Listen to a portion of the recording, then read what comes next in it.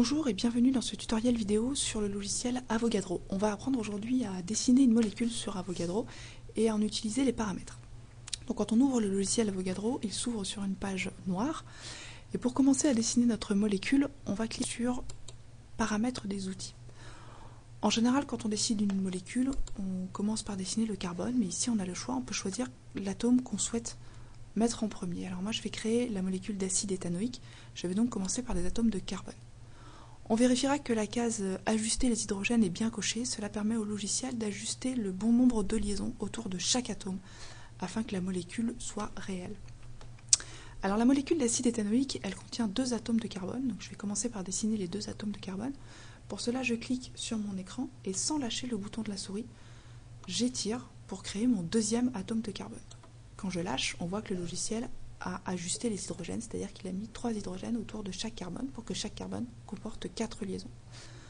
Je vais rajouter maintenant les atomes d'oxygène pour ma molécule d'acide éthanoïque. Alors pour cela, il suffit de cliquer sur le carbone sur lequel je veux ajouter les hydrogènes et sans lâcher la souris, j'étire pour ajouter mon hydrogène. Mon carbone doit contenir 2 oxygènes, et on voit que le logiciel a encore ajusté les hydrogènes. Alors normalement j'ai une liaison double entre un carbone et un oxygène.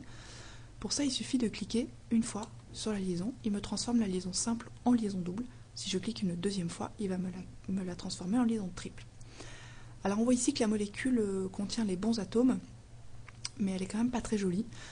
Donc pour que le logiciel construise la molécule réelle, on va aller sur Extension et Optimisation de la géométrie. Alors des fois, il faut le faire plusieurs fois, voilà. Donc voilà ma molécule d'acide éthanoïque telle qu'elle existe dans la réalité. Alors si je clique sur l'outil de navigation, je peux tourner autour de ma molécule, l'observer, regarder comment les atomes se placent dans l'espace et je peux zoomer en utilisant la molette de la souris. J'ai un outil pour mesurer les angles. Donc en cliquant sur l'outil des angles, je veux savoir par exemple quel angle forme 2 liaisons de ma molécule. Donc pour cela, il suffit de cliquer sur un des atomes des liaisons qui m'intéressent et on peut voir des angles apparaître. Donc là par exemple, on voit qu'on a 113 degrés entre la liaison CO et la liaison OH. Si je vais... Alors des fois, ça n'apparaît pas. Voilà, ici on a 110,7 degrés entre les 2 liaisons CH par exemple. Je peux également, avec l'outil de mesure, mesurer la longueur de mes liaisons. Pour ça, il suffit de cliquer sur le premier atome concerné par la liaison. Voilà, il affiche un petit 1. Et sur le deuxième, jusqu'à ce qu'il affiche un petit 2. Et on voit la valeur de la longueur de la liaison s'afficher en dessous, 1,352 angstrom. Alors, angstrom, c'est 10 puissance moins 10 mètres. Donc 3,52, 10 puissance moins 10 mètres. Je peux même rajouter un 3e atome, il va me donner la longueur de la liaison entre l'atome 2 et l'atome 3, 0,976 10 puissance 10 mètres, et il va rajouter comme information l'angle entre les 2 liaisons que j'ai sélectionnées, c'est-à-dire 113,6 degrés.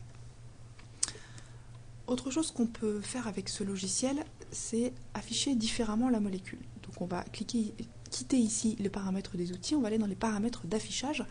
Si je veux afficher par exemple le modèle compact de ma molécule, c'est-à-dire qui représente la molécule plus comme elle existe réellement, mais on voit moins bien les liaisons, je vais cliquer sur les sphères de Van der Waals. Donc là la molécule elle ressemble plus à la réalité, mais on voit moins bien comment se placent les liaisons dans la molécule. Une autre façon de représenter la molécule, c'est sous forme de bâtonnets. Donc on enlève boule et bâtonnets et on sélectionne seulement les bâtonnets. Donc on n'a plus les sphères de la molécule, on a seulement les liaisons avec les couleurs pour voir quels sont les atomes concernés.